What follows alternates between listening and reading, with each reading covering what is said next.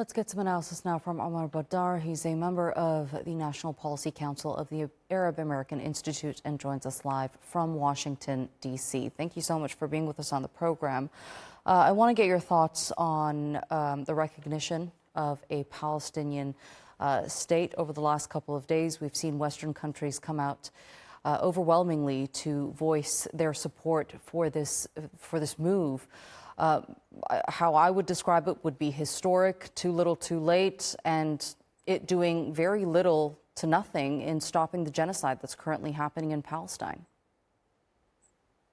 You are putting your finger precisely on the problem here. Of course, the recognition of Palestine is meaningful. It is certainly long overdue.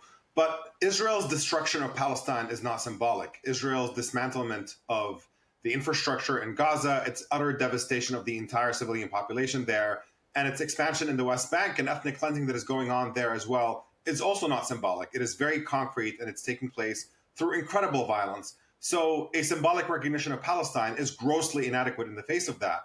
What you actually need is meaningful steps to constrain Israel's behavior. What you need is an arms embargo in Israel so that they can't carry on this genocide any longer.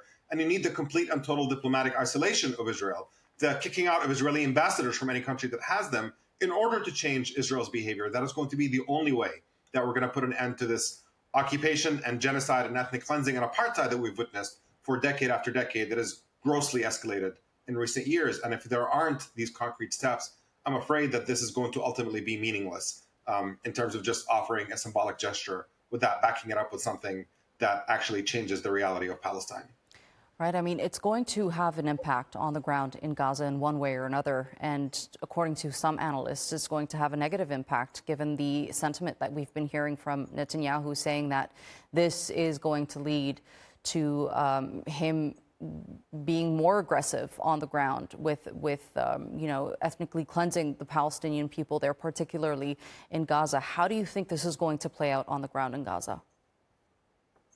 Yeah, there is no question that Netanyahu has made it clear that he completely rejects any suggestion that there could ever be a Palestinian state. It is worth mentioning that that was his position long before this ongoing genocide in Gaza. This has been literally decades in the making of him finding every way possible in order to prevent the possibility of a Palestinian state from ever existing. And it was effectively thwarting diplomacy at every turn and looking for excuses to never engage in it in a serious way. So the question now becomes, if the Israeli government is telegraphing to us exactly what they're planning on doing, which is that come hell or high water, they're intent on getting rid of the Palestinian population in accordance with the Trump plan, and we know that they have the unrestrained backing of this Trump administration. We know that the U.S. is going to continue supplying them with the weapons that they need in order to carry out this massacres and ethnic cleansing, and they're going to offer diplomatic protection at the UN by vetoing any potential action against Israel.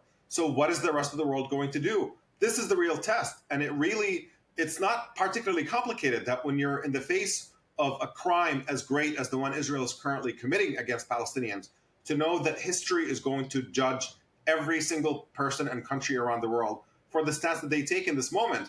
And saying we recognize the Palestinian state is simply not going to cut it when all of these governments are essentially continuing to maintain positive trade relations with Israel, in some cases allowing weapons to flow through their countries to get to Israel.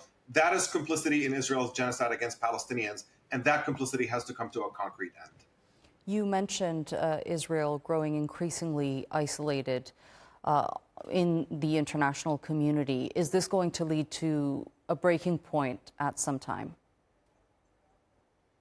It seems like it is inevitable that this is going to lead to a breaking point. Public opinion is very clear. Even in the United States, frankly, the U.S. is effectively the source of the problem and the kind of impunity, culture of impunity that they've instilled in Israel by making sure that they are a country that is above the rules and above the law and get to do whatever they want. Public opinion in the United States is shifting very, very drastically, where the overwhelming majority of Americans at this point oppose continuing to give military funding for Israel. They oppose Israel's policies against the Palestinians, and they think that the U.S. should stop being complicit. So Israel is seeing the writing on the wall. They know that in the long term, this policy is not going to be sustainable, and so they're rushing to do as much damage as they possibly can in the shortest time that they possibly can, because they know that the clock is running out on American and Western support for their policies. And as long as that window exists, they see it in the next 3 years at least with the Trump administration, I think they are rushing to try to get rid of the Palestinian population within that 3-year period. And then whatever happens after that, they can deal with it, as opposed to waiting until this sentiment that is turning around the world against Israeli savagery and brutality against Palestinians, before that turns into a meaningful change in these countries' policies.